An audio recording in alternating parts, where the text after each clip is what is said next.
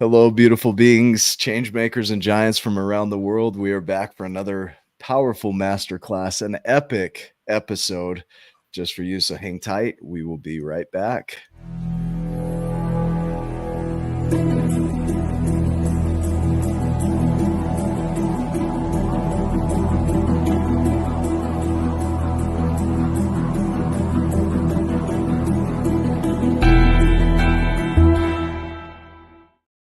Man, it's hard to believe that this is the final episode before the event coming up on Thursday. Well, Friday, Saturday, Sunday. I guess for me, Friday, Saturday, Sunday. I get there Friday, and man, lives are about to change. And so, Rose, I'm going to turn it over to you for some housekeeping before we do that. Fantastic, thank you. So yeah, I just had to count on my fingers. It's 5 days.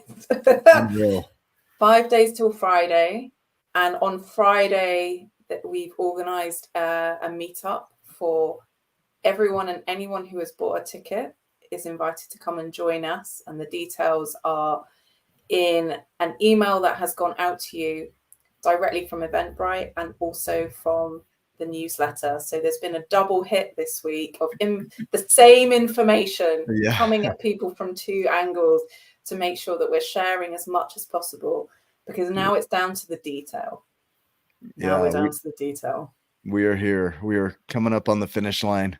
We really are. And just talking to someone today, while it looks like the finish line, it's not really, because so much unfolds during and after, in the aftermath of these kind of events. Yeah. So while it feels, there's a bit of me that it looks and feels like the final sprint, it's not at all. This is just still part of it. It continues going, which is really exciting, actually, and a really fun place to be.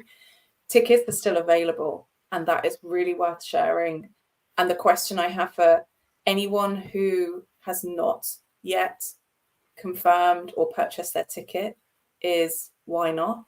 Come and join us, because what is holding you back? There are people, I spoke to someone today who I first spoke to 10 months ago, who just messaged me and said, I've just bought my ticket. And I love it. I love it. Literally with 5 days to go. So people are still coming. Beings are still enrolling each other and themselves and their friends and their partners and their families. And if you have a ticket, my question to you is, who needs to be in that room with you? If there are any concerns around finances, reach out to myself, reach out to any of the leadership team. Matt Evans is a very busy man at the moment, so I'd recommend coming to me or to Angie Scott or to Cassie Footman. He's very busy, but he still has time to be here. Thank you, Matt. Yeah. As busy as he is, he's everywhere all at once. That's exactly it. Never a truer word spoken. So we're looking forward to welcoming you. Do keep an eye on your inbox for any details of how the event is going to run. I'm just going to give a tiny snapshot now, just so people can, if they're watching this, they get it. It's Saturday and Sunday, 9 a.m. till 6 p.m. both days. Registration from 8 a.m. on the Saturday. There isn't assigned seating, so it's first come, first served. So come and join us. And we can't wait to be with you. And information about the Friday meetup is shared across the Facebook groups, so keep an eye out for that. I like it. We can't wait. Thank you. I feel like sitting on the stage. Maybe I'll do that.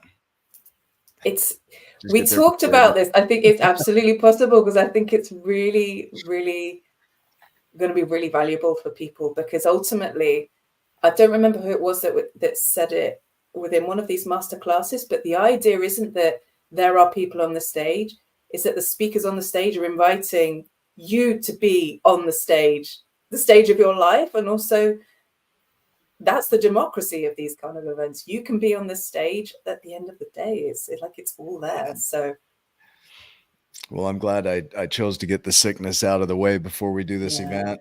Yeah. Exceptional planning. It is, I planned it perfectly.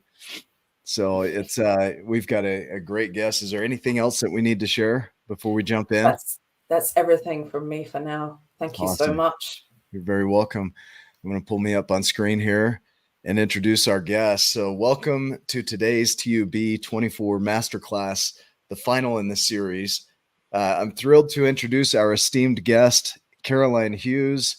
Caroline is a seasoned leader with a wealth of experience in leadership development, having served as the Global Director of Leadership Development at CRH PLC, a Fortune 500 company. Caroline's expertise lies in creating powerful networks, taking ownership of her work, and championing the greatness in others. Her career is marked by transformative projects that have shaped leaders and cultures across various organizations. She's an accredited ICF coach and has facilitated learning with global thought leaders from the Center for Creative Leadership, McKinsey, and more. And today, Caroline will share her journey from experiencing burnout to becoming a beacon of transformational leadership. Her insights on building sustainable success and navigating the messy middle are invaluable for any leader looking to make a lasting impact. So please join me in welcoming Caroline Hughes. It's good to have you here. Hello, Nick. Hello, Rose. It's great to be here. I can't believe Matt Evans is counting down hours and we're still in days, you know? I know. We're gonna pull you and I on screen, and Rose, do you want to stay on, or do you want to go on the back? You send me into the back. That's great. We're gonna send her to the back, and she's gone just like that. Wow, magic! So, magic. We're gonna dive into a deep conversation around transformational leadership and being within that. And Caroline will handle, or Rose will handle the comments behind the scenes here for us. So if you see anything that you want to tackle, please do that. And we've tackled over the last few weeks being and what it means, and would love to hear your perspective on what you believe being to be. Can we start there? Yes, let's start there, Nick. Okay.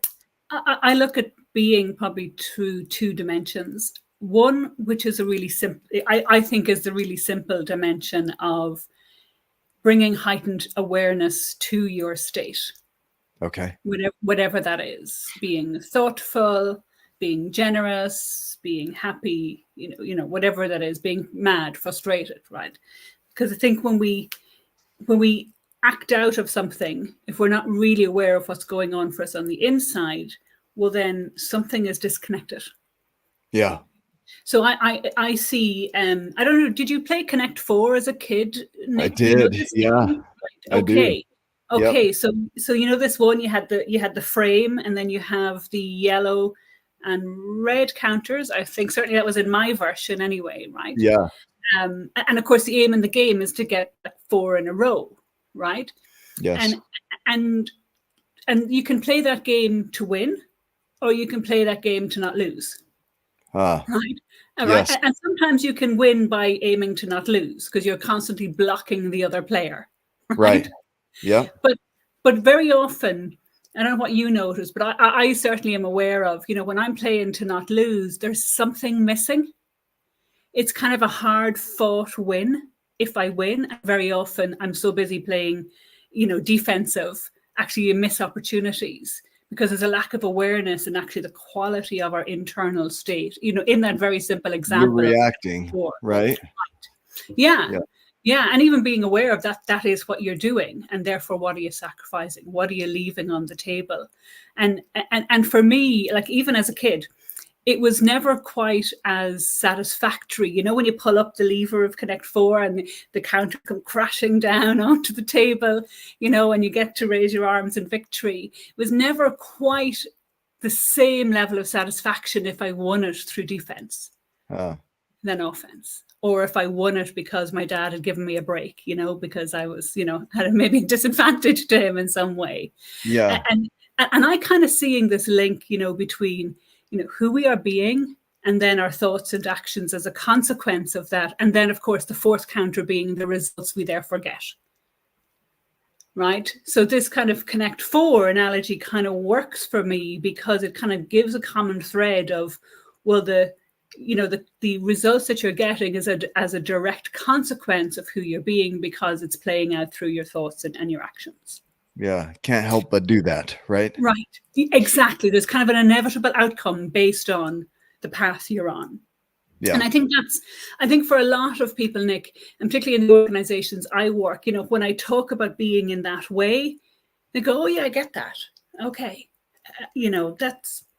I get that there's something going on and I could self-sabotage and we kind of can talk about limiting beliefs and other things that get in the way. Yeah. But then I think there's the bigger wrapper. There's the who we really are. When all of the deeds and all of the thoughts fall away, what remains? Like, what is truly here? And maybe it's we are spiritual beings having billions of human experiences in our everyday life. Yeah. And maybe that's what it is, that on the two axes of being, there's one that very often true nature emerges even when we're really not trying. Even when we're in the midst of the storm, that we can often find something that gives us access to something completely different that we would never have known about unless we went through the storm. Yeah. I hear two parts, the creative and the reactive. Yeah. And one of my favorite cliches here is that creation and reaction are the same letters. They're just arranged differently. and being is kind of a sense of that.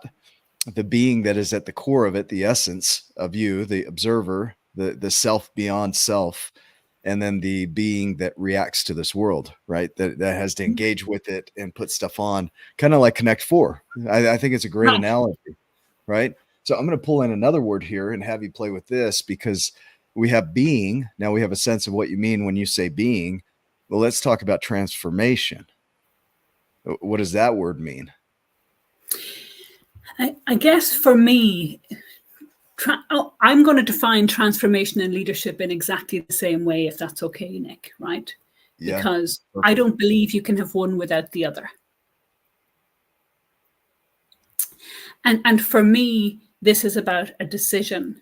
It's a decision to make a significant difference in a situation.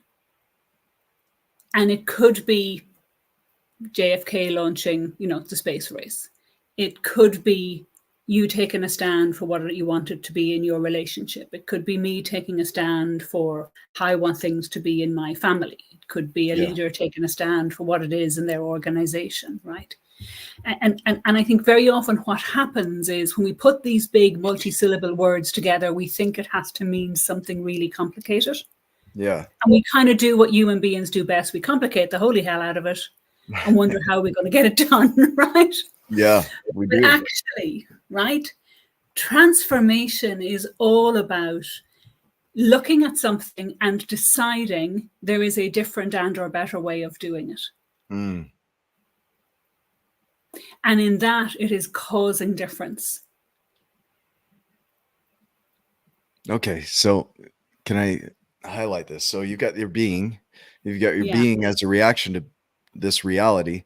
And then you have transformation as the cause, right, of change or creation.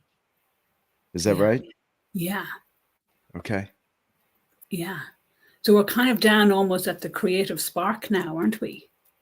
Well, in these conversations, it's easy to get back to the spark pretty quickly. But for some people that are maybe coming into this that aren't familiar with this concept, this construct, you and I might go around talking this language as though it's common knowledge. Everybody should know this, right? And they may know it, but they may not have language for it yet. It's I remember when I was about 20, 21, I went on a mission to Bolivia, and I didn't speak the language at all. And they threw me in with a Latin companion who didn't speak any English, right? And for 6 months, I had no idea what anybody was saying. They would say things about me and laugh, and I'd be like, oh, yeah, I have no idea. I still to this day don't know what they were laughing about, right? So, but there came a point where I started understanding the language and could speak to where 2 years later I was fluent in the language. And when it comes to the language of being, this idea, as natural as it feels, isn't natural for a lot of people. And there's a little bit of learning around it. So what comes up as you hear that? As I hear that, Nick, what comes from me is this is something that very often feels very natural, but does not have language, as opposed to that it's not natural. Certainly that's my experience. Yeah. And that's kind of partially why I use that language of decision. It's decision to affect change in any given situation. Okay. When it comes to transformation. I mean, I'll give you I can give you kind of examples. Like if I look at, let's look at Elon Musk just for a moment, right? You're not going to get into everything there is to know about Elon Musk, because that could be a very long conversation. Right. But, right. One of the things that I really admire about Musk is he saw that there is a future in electric cars. Yes. And at the time, all that was on the market was a very modest saloon. And his thought process was, I believe electric cars are the future, but not that one. Yes. Yeah. So I'm going to create something that gives people like me who don't want to drive a saloon the option to drive an electric spark. The electric spark, to drive an electric car, hopefully without sparks. Yeah. Right? So his creative spark of seeing something going, I like the way this is going, but I don't like the way in which I'm getting there. So I am going to do something about that. Okay. Right? Yeah. He didn't know how, but as I understand in the story from what what I know to kind of be the case through my own research of him, was that, the task that was first set towards the Tesla was to design a car that was more sporty than saloon. Yeah. Yeah. And in that, look at how that has opened up a whole market of electric vehicles. Now, he wasn't talking being, right? Yes. Yes. Yeah. He was looking at a situation and saying, how can I affect change? Because what I see is an opportunity to do something different that opens this up to a greater, in this case, market. Yeah. The idea of transformation, right? Elon Musk comes in, he's using the same materials that are available to everybody, same materials, but his creative spark, his being, he's not using that languaging, but his creative spark, his unique fingerprint takes these materials that are the same materials and transforms them into something other than what somebody else had transformed them into, a sporty car, electric vehicle. Yeah. So the materials are there, the opportunities are there, the abundance is there. But what changes that abundance into what we see today is his creative spark, right? His cause and effect on that material. Am I hearing you? And I go a step further, Nick, right? Perfect. I think one of the differences is how also the world occurs to him. Right? So he sees this opportunity and he sees a way to actually create that. Somebody else could have seen that and gone, well, saloon cars is the way that it is because the world occurs to them as it is the way that it is. Yeah. Right? Let's assume, because he's not here and we're not him, right? Yes. Let's assume on some level that he sees the world as an opportunity, ready to be harnessed.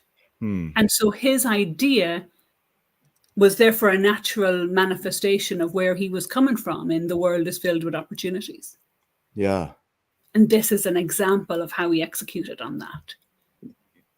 Yeah, I've heard a story in the US. There was a story about the patent office saying there will be no new patents as everything that could be created has already been created. And we can't imagine anything else coming from this, right? And then hundreds of years later, we're still creating. We haven't stopped. And to lead is to really get out there ahead of everything and kind of be the way to show, well, there's some other ways that we could do this. So the perception, though, is what affects his ability to create with what is. So same materials, same opportunity. I don't know if I'm freezing here, but it seems like it. But same materials, same opportunities, same possibilities, but his creative spark is what leads to the creation of something new. Yeah. Because he thinks, hey, there are opportunities here. Yeah. And that at some level, he can affect change. Yeah. He's not waiting for someone else to do it, right? In this instance. Yeah. Yeah, he gets ahead of it, right? Yeah. See that saying, he gets on with it, right? Yeah. And Caroline, I hope my audio is good. I'm seeing my video freeze up here. Is my You're audio freezing good? a little. You're freezing a little, but I can keep complete track. You're good. Perfect. Yeah. So, to transform is to go beyond the form, to get beyond what is, and to create something new out of the same materials. The laws of thermodynamics say that energy is not created or destroyed, it is only transformed. Yeah. Right? And the transformer of that is the being behind it. Can you speak to that a little bit? Well, even though I know we're in a world of AI, Nick, and you're much more versed in that than I, let's leave it in a world of human dynamics for a moment, Perfect. Because everything that exists in this world firstly began as a creative spark, a thought of some description. Yeah. And it has become action through man, through woman, through effort. And so we can't disassociate ourselves from what's happening in the world. The world is exactly as we have created it to be. Yeah. Whether that is through our language, through our actions, through our responses to situations, through our decisions about how we go about our lives. Because I don't believe that we can divorce ourselves from what's happening anywhere in the world at any time. And just every so often it will feel either, I kind of use proximity language in this, it will feel further away because it's more difficult to see our thumbprint, our ripple effect on something that's happening, outside of our immediate sphere of reference. But the common thing is it's all people like us. As we said earlier, we've all got the same 24 hours. Yeah. We've all got the same bodily form, albeit it might take different looks. It's actually, what are we doing with it? What is our vision? What is our capacity to walk through the world and leave it a better place? And to clarify by world doesn't mean that world, planet Earth necessarily, right? For me, world means our families, our organizations, our sphere of influence, our country, our community, our organizations, our teams. For me, this has been a one I kind of struggled with for quite some years. People would talk about the world, and that felt like a very abstract concept to me. Yeah. Until I started looking at my world, because my world is part of their world the same way as yours is. And so if we have you could call it a vision for that to be a better place because we're in it, well, then that will cause us to act, to be different in that sphere than if we view ourselves, for example, as the victim of life or at the behest of other people's notions of what's good for us. Yeah. These are very different places to stand, very, very different places to come from. Yeah, I look at the uniqueness of every person, their unique contribution, and the timing of those contributions. It could be easy to compare and look at your life and your contributions and say, well, Caroline's fruit on her tree that she planted is already producing, and mine's taken a long time. What am I failing? Am I really making an impact here? Is she different from me? Is my creation less valuable, less important? Is that why it's not producing fruit yet? So this idea of transformation, there can be a lot of comparison that would have people give up on their creation, right? Yeah. And so I would wonder if you would speak to that in the idea of transformational leadership, to decide and cut off and then cause to create and guide people through that creation, right? From your place of being, from who you're being. Yeah. And your unique contribution isn't going to be like anybody else's. And so the timings are going to be different. The outcomes are going to be different. Can you speak to that a little bit? Yeah. Okay. Gosh, you've just said so much, Nick. So I might need you to come back to parts of your question. I'll do my best. Yeah. I'm going to start to respond just on what kind of immediately resonates. You bet. Like one of the things that I experience both in myself and in others is we're very quick to move to comparison. And, as you said, you might be planting seeds in your life and seeing a certain return, and you might think someone else is planting similar seeds and seeing a faster or indeed slower return, right? Now we'll judge that based on whether we think ours is at an optimum rate or not. And you see, I'm a big fan of running your own race. Because I think the more we put heed on the noise, unless it has a constructive value, right? Then actually all we're doing is distracting ourselves from actually delivering on the seeds that we've planted. Oh, that's good. Yeah. Right? Yeah. Because it's easy to go, oh, he just did that faster. Should I take all mine up and start again? No. You can have a discussion, you can make a decision, and from there you move forward. And very often, I suppose, I find myself in that role, Nick, where it's about, let's remember the reasons. Do we have a need to reassess that? Like, for example, has something disrupted the market, which means actually our best thinking 4 months ago is now actually quite obsolete, and we really do have to tear it up and think again and be really agile in that, right? Or no, we take that's information, and as Laura's just put there, we stay in our lane. Yeah. Right. Because it's very easy, if we're not clear on why we're going wherever we're going, to get distracted by every shiny new thing that's popping up around us. Or to feel we're doing it wrong. Yeah. Right. Yeah. Or less than, or not enough, or, something around that narrative. That it always looks like, an overnight success after 25 years of trying for somebody else. And we don't see the 25 years of trying. We simply see the sudden big celebration. No idea, no clue what's happened. Let's go back to Elon Musk. We won't make the whole show about him. Right. Yeah, no, that's not. As a great example, he had businesses that failed, ventures that failed, right? For years prior to PayPal.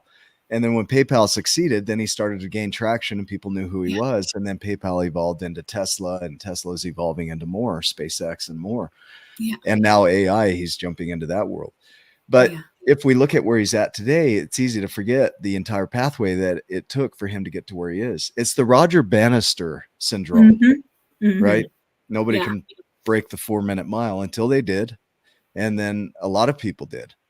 Yeah. And, I made the comparison of the bamboo and the olive tree. A lot of speakers use the idea of the bamboo tree because it grows underground for 3 to 5 years, and then it shoots up within weeks to hundreds of feet and then goes on to live 7 to 10 years. Yeah. And there are others who are like the olive tree that they don't even see fruit for 75 years, but it goes on to live thousands of years, kind of like Van Gogh or, Emily Dickinson. Yeah. They don't see the fruits in their lifetime, but after those fruits are there. So this idea of transformational leadership is the idea of your unique being is a contribution that nobody else will have, and you'll transform the materials in a way that nobody else can. And the trusting of that timing and that process is really individual. Stay in your lane. Does that resonate? Yeah. And I'm going to add again, Nick, on this. Yeah. There's a big and here, and backing yourself. Right? So clarify. Yeah. So it's easy, in a way, right? It's easy to launch to something new. There's a point at which that's actually quite easy. But seeing the journey through to its completion, that's where we've often got to dig deep. That's where we hear the stories of, I didn't know quite how it was going to come together, but I knew this was possible. Or I knew if I had the right people around me, then the vision would come into reality. Can I pull a word in? Yeah. Perfection. And the definition I want to play with here is the original definition of it was perfecere, which is from the Latin perform and to complete, right? Yeah. So perfection as defined by the Latins was perform and to complete. Okay. Which is exactly what you're talking about here. But we use perfection a little differently today. Mm-hmm. Yeah. Can you play with that? Yeah, I'd happily. Oh my goodness, you've just discovered one of my many soapboxes, right? Okay. Okay, cool. Who knew? Because very often perfection is the enemy of completion. It's the enemy of commitment. Because if we think, let's take a really simple example, right? Let's take like going to the gym. And let's say we have made a commitment that we'll go to the gym for 2 hours, 3 times per week. And we're going to do a particular, workout routine in a particular order. And if we are kind of edging towards perfectionistic tendencies, then when something happens that might prevent that routine from being fully fulfilled, we can then fall into a very deep judgment of the why not. And so I know what certainly happens in my world is, and I'll just speak for my own self here, that actually, although it's been a just one thing that didn't happen, my perfectionist tendencies of, I didn't get that perfectly right. I didn't meet my commitment of 3 times a week, 2 hours on a Monday, Wednesday, Friday. And so actually Monday's commitment becomes much more difficult because I lost Friday. And I would use that language of I've lost time, right? And so actually in my own work, like this is really my own kind of inner landscape now, kind of here coming live, right? The journey is back from letting go of the perfect image and being with the human experience. So back to, we are a being, but we're having these billions of different human experiences. I don't believe we're just having one because our name is Caroline Hughes, right? Yeah. We're having billions of them. This is one of them in this conversation, right? And so the journey back up when we let go, or the letting go rather, of the image of what is the perfect, run rate in order to hit the goal or meet the commitment or whatever language you want to put on that, very often can be a very difficult one. And it can, in my experience, it can link to our relationship with perfection. And so it's interesting that you kind of talk about the original, going back to the stem of the word and what it actually means and how we have, transmuted that to mean something that's an ideal state rather than a completed state, which is what you're saying is the original intent. Yeah, it really is that completion, right? The following it through. Yeah. So this idea that when we idealize what something should look like, and here we go, there's another clue. Should. Yes. Yeah. Yeah. We're creating reasons actually to not complete. Okay. So we're going to play with something else here. Go for it. You ready? Yeah. Okay. So yeah. Yes. When you have this idea of the being, I'm going to tie it all together real quick and then we'll play with something. So you have the being that, does the doing. And the being has the ability to transform the materials of the world into anything it can imagine. And then it gets into the creation of that, whatever that is, in its unique way, just like Elon Musk. And if it sees it through, it will see the fruits of that creation. Yes. The result of it. But if it gets spun up in judgment, then it goes back not to the essence of being, it goes back to the identity that being created. And it judges that being, that creation, against the creation it's bringing into the world.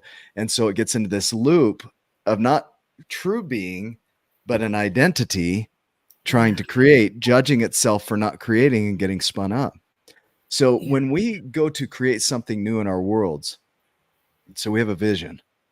That vision now becomes an ideal. And that ideal now becomes a space of judgment. Because if I don't measure up to my own ideals, I get depressed. And when I don't measure up to the ideals I think others have for me, this is from Lisa Feldman Barrett, then I get anxious. So that new vision that we have now becomes a new anchor point of where we think we should be. But it was made up. That vision was made up. So it became an ideal. Yeah. And so playing with this idea of as we grow and we stretch our ideals and our visions, we now give ourselves a new space to judge ourselves from. Right? Whew, yeah. Okay. Yeah. What comes up as you hear that? Well, a couple of things. One, we do it to ourselves. Okay. right? And we forget that. We forget that we made up the ideal to begin with, because on some level it has become real. And as you were talking, a very real example of that came like from my life, Nick. Like 14 years ago, I climbed Kilimanjaro. Charity climb, 17 of us. And we all trained together for about 5 months before we went up in December of 2016. And on the climb, I would probably have been a very medium level of fitness. I mean, in all honesty, before this training regime, I would say my feet were used really to, change pedals in the car. That was the main kind of really, physical activity I was doing. And so this was a big challenge for me, and did all of the training and loved all of the group dynamics and loved that it was funny enough, it was also for Children's Hospital here in Ireland. On a goal to raise €50,000 for them through 17 people, which we did. But my summit, I had this image, very kind of Hillary-esque, image of being at the summit with, my 1 foot on a rock and an arm up, kind of in a kind of some type of the word is not coming to me, this kind of, very kind of conquering hero, profile. Yeah. But the night of my summit was really, really challenging for me. I really suffered badly with the cold. It was about minus 15 degrees as we were setting up. And I was in a breathing rhythm of 12 steps and then needing to stop, and take 12 steps and needing to stop. And I did that for 13 hours in order to summit. And by the time I was at summit, I was not in good physical shape. I was being heavily assisted by the guides who were thankfully with me. And I had several types of very, very unnatural or certainly not normal for me in those days experiences. That as I came down kind of from the mountain, this gap that existed between this ideal of the all-conquering hero and the actual mess, this blubbering mess who was short on breath and low on energy and, really being stabilized by the 2 guides who were with me, that just didn't fit with my ideal whatsoever. To the point that for 10 years, I never spoke of it. I put it in a box. I even joined a cement company. I literally put cement on top of it. And said, that, I'm just kind of drawing a line through that experience. Because it didn't measure up to your ideal. To my ideal. That I didn't even realize that wasn't even real. Right? And, and like I have a photograph that I struggle to look at even to this day. Right? But what happened for me last year I went back to Tanzania, August of last year. And we were on safari with one of the people who were the guides on the mountain. And he started to tell a story about this person that he really admired, who it took 13 hours to summit. And we're in the Jeep, myself and my friend Dinah, who will be in the room next weekend. And I turned around to Rob and I said, Rob, it took me 13 hours to summit. And he goes, did it? And I said, do you not remember the guides like saying to me, you want to sleep, Caroline? No, you sleep, you die. You sleep, you die. For 13 hours. And I saw his face as I said that.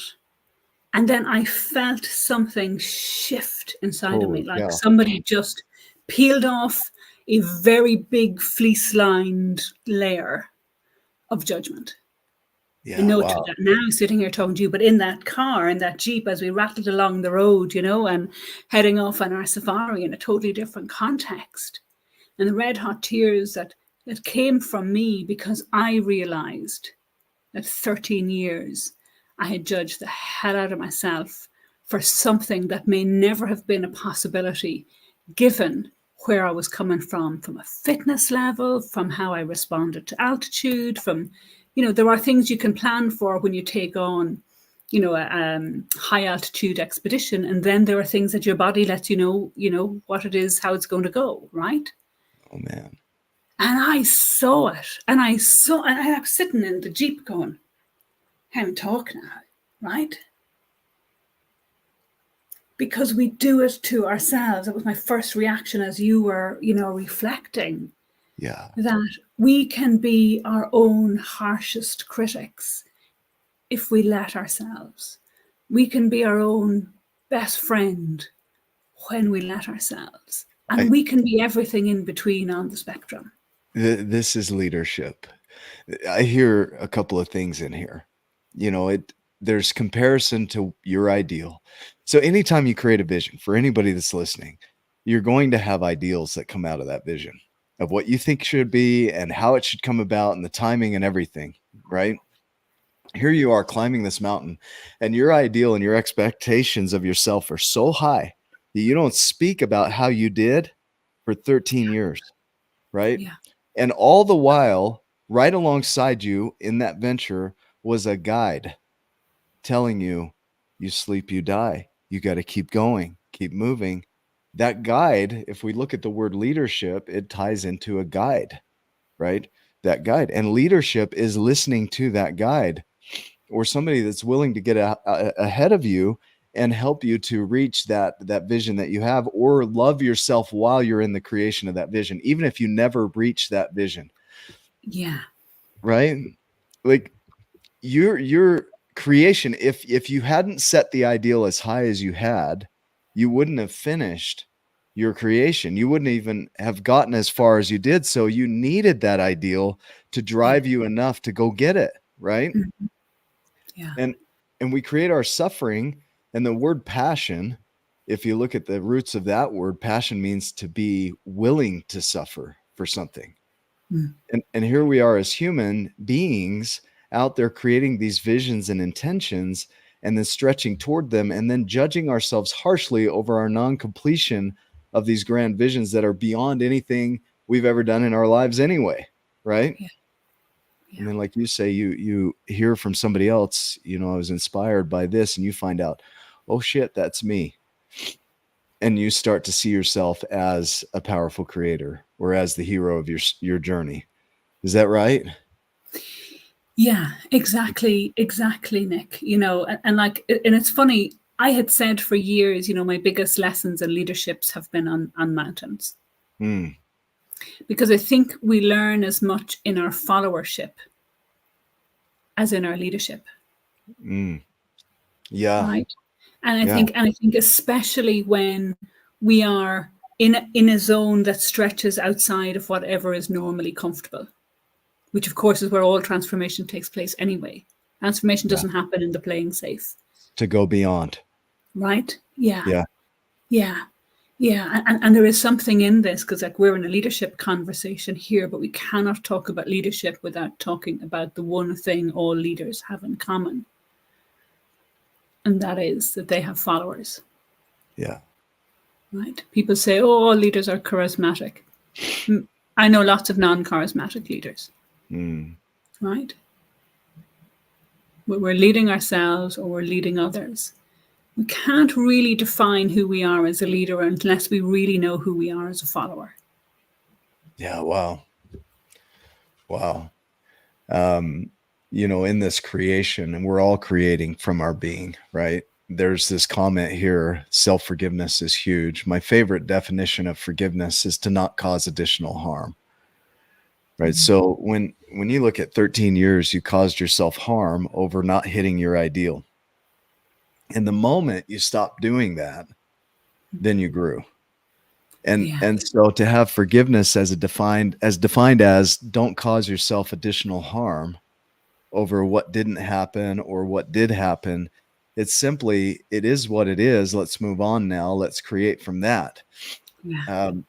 The followership and the leadership, we might not be flawless at our following. We might not be flawless at our leading, but to forgive ourselves and to not cause ourselves additional harm over what we didn't accomplish based on our ideals anyway, right, is huge, right?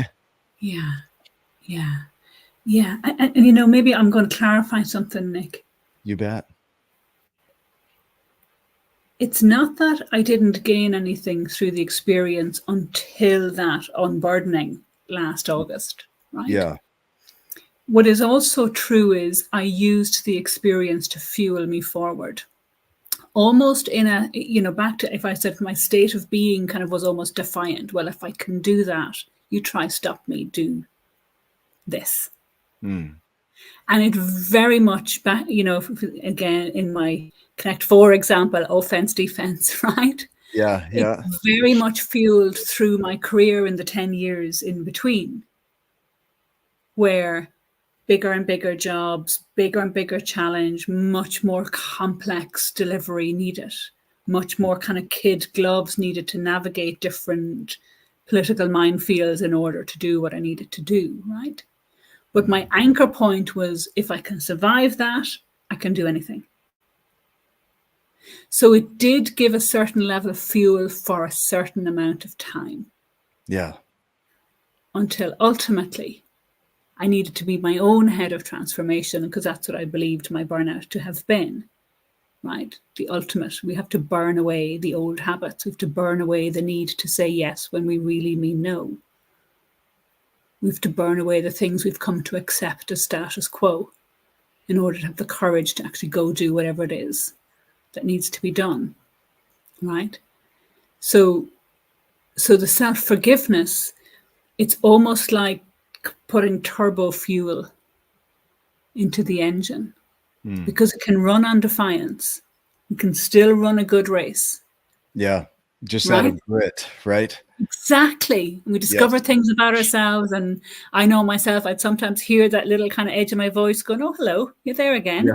Yeah. Ooh, I wish that would go away at some point, you know? Right?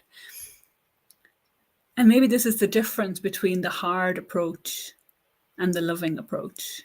The acceptance. You know, what if somebody said to me recently, just because you admit something has to change doesn't mean you necessarily accept that you have to change in it. Because admitting is just a fact. It's an over there needs to change. But in here, it's different, right? Acceptance. I've got a thought around that. Yeah. And I don't know if it's an opposing thought or just a differing view. When it comes to change, there's this push and feeling that it's a requirement of living. Like we need to change. We need to transform, ourselves into something better. And in that pushing, we push ourselves extremely hard to live up to some ideal, whether it's our own or somebody else's. We push ourselves really hard to live up to that change that we think we need to make. Now, transformation doesn't occur when nothing happens. So you do nothing, nothing happens. You do something, something happens. But we go to the extreme of having to push it or force it to happen. And then we have extreme suffering in the difference between how we're doing and how we think we should be doing. Yeah. And so I would love to explore the balancing between doing activity and extreme doing, which is trying to control the outcome, right? Versus flow and allowing. Can you speak to that a little bit? Yeah. Does that set you up enough? This is good volley now, Nick. Yeah, I like it. You see, sometimes transformation or change is created for us, right? It's in a response to an external event, let's call it that, right? Which is different to an inner knowing of perhaps needing to do something differently ourselves, stand somewhere differently in ourselves, right? Yep. So I'm going to use an example, right? I was out with my mum today, and my mum is nearly 80. She had a very kind of traditional, if you like, route through life, in that she went to school, she went to boarding school, she went to a boarding university. By that, I mean, you know what I mean by boarding, that was you lived in the campus, right? Yeah. And she graduated university and she married my dad, I think even before she had fully graduated, right? So 21 years of age, she's married. My parents were married for 50 years until my dad died suddenly 8 years ago. Right? So here we have a 71-year-old woman who had never lived alone. Her life around her children. She was a school principal, primary school. She was retired, obviously, at that point, right? Very traditional life, right? Yeah, like follow right. all the patterns of society and beyond, Yeah. right? Yeah. So well educated, worked in education, and had, her own independent life, and worked like 20 miles away from where my dad worked. So they had their own, circles going on and all of that, right? Yeah. And at the time, we, her 5 children, who of course knew better than anybody else, wondered what's this going to be like for our mum? She lives in the country in rural Ireland. How's this going to be? She's in her 70s, discovering for the very first time in her life what it's like to live alone. Yeah. And my mother is the most remarkable woman, and she was long before my dad died. But in response to this external circumstance, you could say her worst nightmare, right? She has thrived because she took a decision. We've talked about this. And she took a decision in her early days of grief that she would say yes to whoever offered her to go somewhere, to be part of something. In part because she thought my dad would haunt her if she didn't. Yeah. If he didn't. Okay. Right? Yeah. Right? In part, and she would say that, God, he'll haunt me, if I'm sitting at home by the fire, right? Yeah. But also in part, Nick, because she was always a woman who said yes to opportunity. Wow. Right? And I'm sitting with her today. We're at a famine memorial. It happens once a year here in Ireland. There was a famine in the late 1800s. Yeah. 2 million of the population. Yeah, potato famine, right? That's right? Yeah. We've a newly appointed Taoiseach of 4, he's I think 4 weeks maybe in the job. And my mum gets the invite to go. And I'm her +1. And I now joke that I go everywhere with my mother. I'm just in it for the perks. Yeah. Because she is met with open arms everywhere. Okay. Right? And I never knew that. I would have always said as a kid, because Mommy was the school teacher. Yeah. Right? And she's always like the Muncho, or Gaelic for, always the teacher. And so there wasn't a lot of emotional fluency in our home. But to see the way she shows up now, because she decided to say yes to life, really, in the aftermath of my dad's passing. Oh, man. Like, there's no wrong way to do life. This is what I'm hearing, a demonstration of it. And, Charles Darwin has a quote. It's not survival of the fittest or the most intelligent. It's the most adaptable to change. Exactly. And her entire life, so she lived out the traditional life, all disappears the moment she says, I'm going to say yes to every opportunity from here on. Right. She could have easily said, that's not who I am. She could have said, this is me as my tradition, and I'm going to honor my traditions and carry those forward. Yeah. And so that adaptability is so powerful, because often life is going to go a little different from what you expect. Is that accurate? Yeah, exactly. Yeah, you use adaptability, I use agility, but I think we mean exactly the same thing. It's the ability to look at what is demanded of me now that the situation is different, or in this situation, it might actually be exactly what you thought it was going to be, but you might want it to play out even differently, right? So this is that nice dance between our inner knowing, our inner stance, and the external circumstance. So it's the ability that no matter what materials are in front of me in this time, I know I can transform them, right? Because of my essence, because of my being at my core. So that lends to, the guiding through that, the leadership through that transformational leadership is helping people to see, look, just breathe, don't fall asleep, keep going. You can do this. Life has changed. Let's adapt. Let's be agile. It's recognizing that no matter what we face at our core, we know we can face it. Whatever materials are handed or in front of us, we can take those materials and transform them. to anything we can imagine. And that gentleness that comes along with it is creation can be a really challenging process. And the more we force it, the more suffering we create for ourselves. And so there's a gentleness as well as a creative process. It's not do nothing, but it's also not do everything. Is that accurate? Yeah. Do you know what's in my head right now is a phrase, and it's going to sound a bit unusual, Nick. Okay. Sometimes we have to surrender to win. Right? To get where we want to go. And it comes back to your point you were making about what's the force versus, going in the flow of life, right? Yeah. Yeah. That sometimes actually we think it's all about the doing, and we think it's all about, if I try and do one more thing here, then that will cause the right chain reaction to get what it is I really want. But actually this notion of surrendering to life, surrendering to the outcome rather than holding on to it in that this is the way that it's got to be. Yeah. And there's kind of an allowing that comes with that, isn't there? There's an ease, even as I say it, I kind of feel it kind of in my body going, yeah, right. We can kind of ease into this. This becomes more manageable, right? Yeah. The workability factor or the doability factor increases. Yeah. Well, it's like your mom.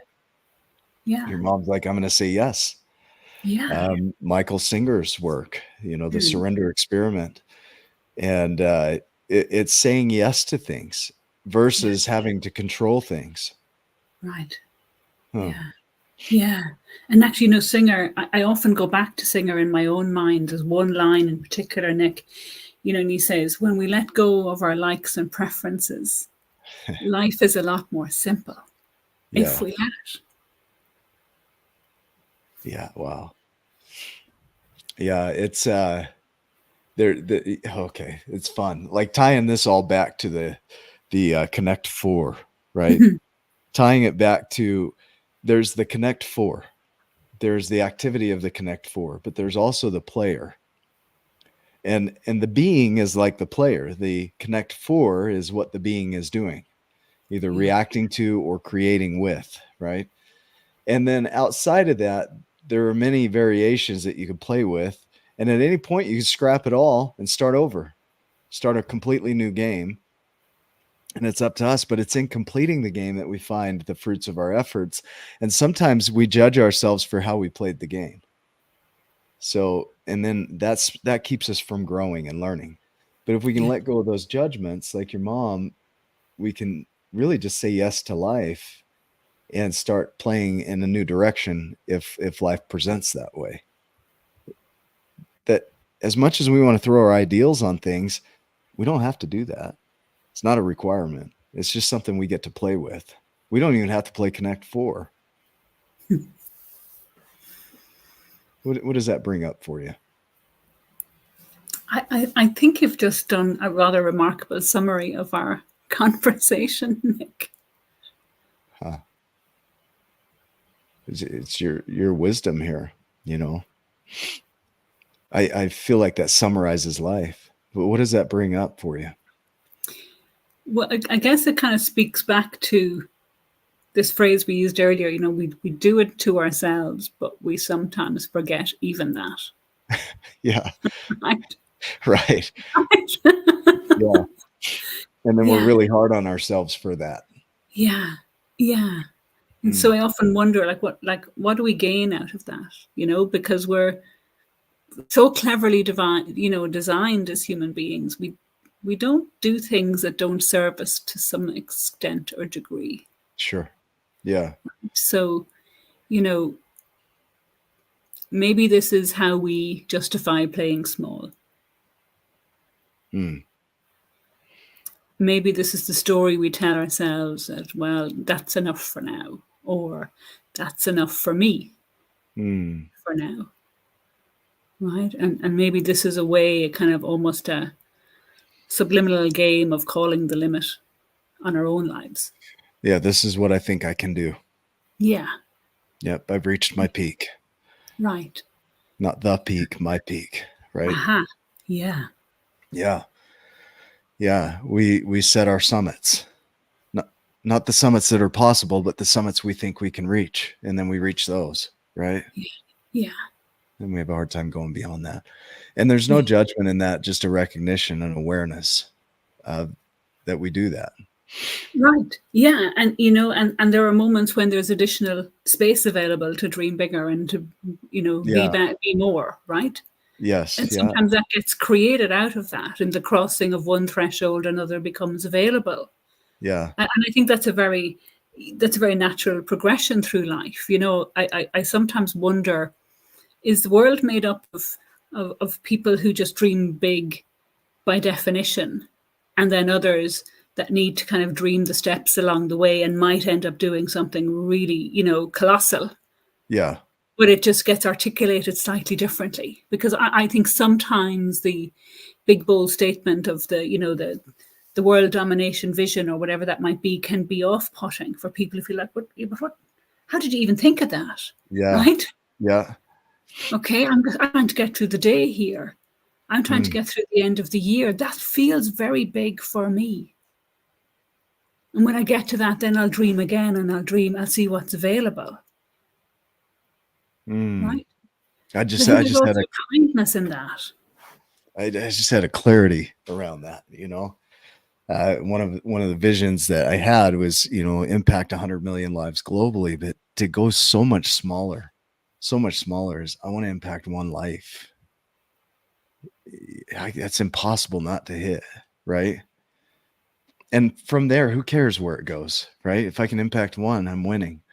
Yeah. Right. We set our standards so high and our expectations so high, they're unreachable. And when we don't reach them, we judge ourselves for not reaching these exceptional standards. Yeah. And man, you just give grace to that idea of just step, you know, just enjoy the ride. Transform. Huh. Yeah. Thank you. And to really be present with the person you're with. Yeah. Including and especially if that's yourself. Yeah. I like that. See, this is I feel a little bit selfish here because I get to sit with you and ask you the questions I want to ask, you know, and I hope that it serves those that are listening, but it's like, these are things that are impactful in my world. And that's what I ask. I want to know, you know, I want to know for me. And I hope that it serves those that are listening too in their world. But the idea of being and transformation and leadership, I feel like you've given new context to these just in our conversation today. You know, just that being is at your core, and what you put on that being is up to you, reactive or creative. And transformation is available to all of us, and there's nobody that's going to transform the way you transform. It's unique to you. And leadership is guiding along the way, right? This is the way I'm doing it. Do you want to do it my way? You can. And that creates followers, or you are a follower, right? Yeah. What would you like to finalize with here for the viewers? If there was a question you wanted to be asked or a comment that you wanted to share with them, something you would want them to know, what would that be? Yeah, I think maybe in closing, I love where we just came to, Nick, because probably was on my mind that we talk big vision a lot. Yeah.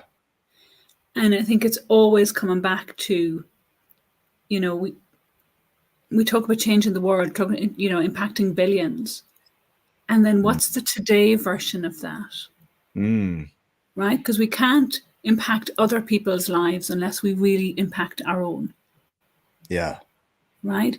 We can't change the world unless we change ours. We can't change our life unless we change our day. Yeah. And so we really talk about transformation. It really comes down to moments that matter. Can we take a different decision in the moment that matters, where, you know, the well-worn path might well be available, but maybe choosing differently might be in more service of what it is you want to create in your life. Yeah. And I think when we master the moments, then we master our days, and then we master our lives, and we impact way, way, way beyond. Yeah. And you can't measure the ripple that comes off of one person.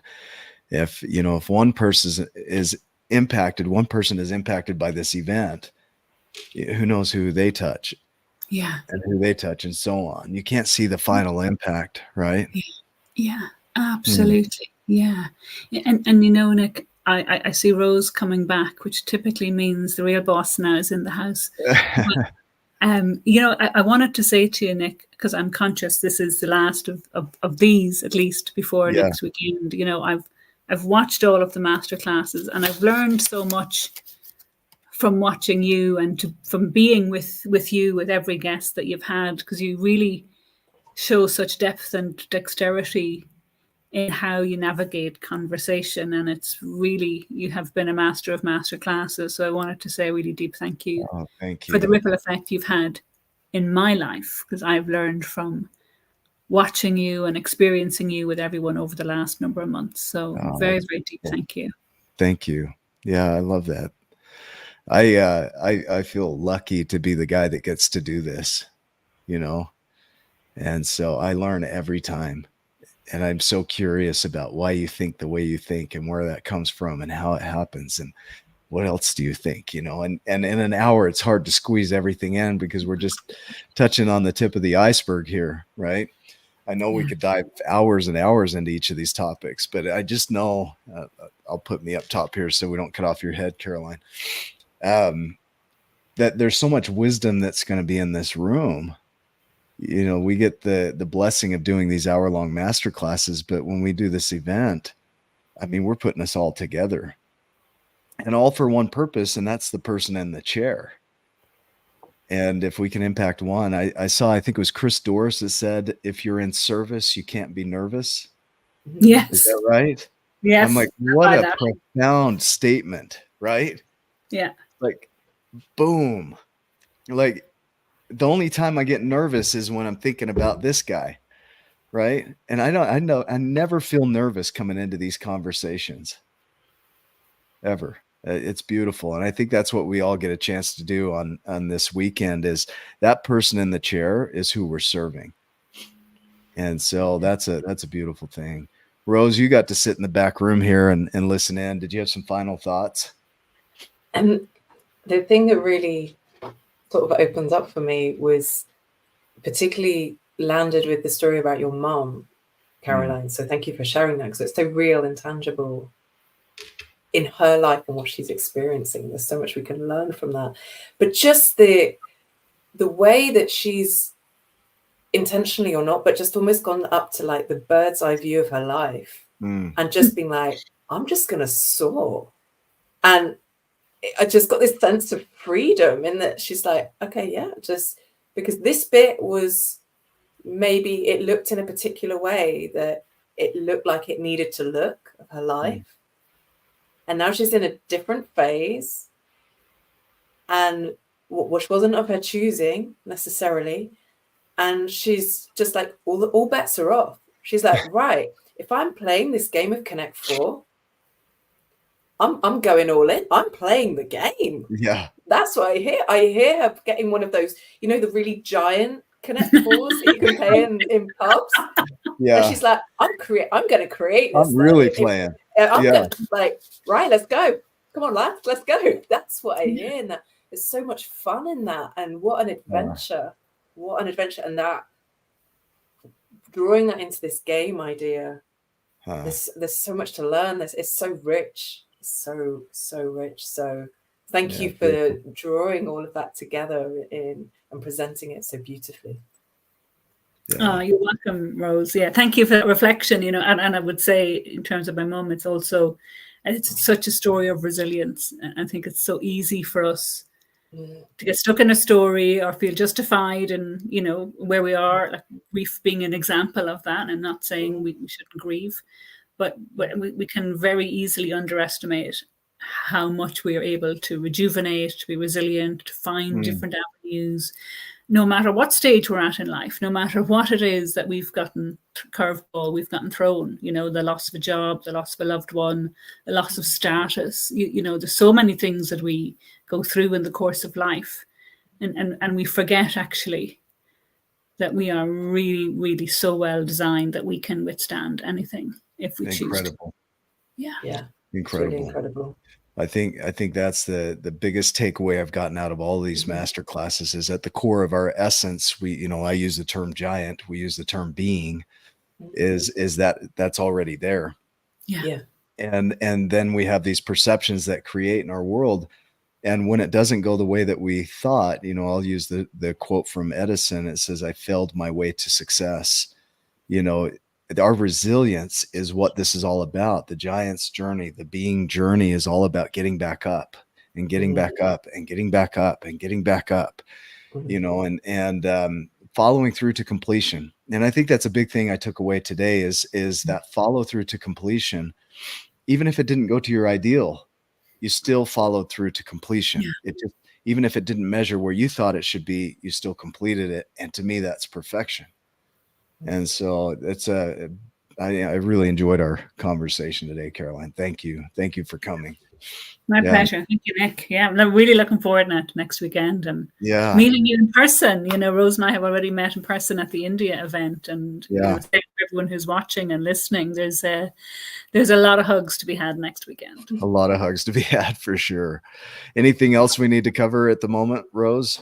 No, we're all good. The link is in the comments if anyone wants to join us. Has got, this is your last week of the ultimate FOMO, so now is the time to come. Yeah, time to get after it. Well, thank you for watching. As always, this is our final course here, which is a little bit sad and exciting at the same time because of what that means. That means we're at the door of this event. But thank you for being a part of it. Go back through and watch these. Share them with people you think would benefit from them. Make those invitations, get your tickets, and join us in Birmingham in less than 5 days. So we love you. Thank you for being a part of this. Go make it a giant day.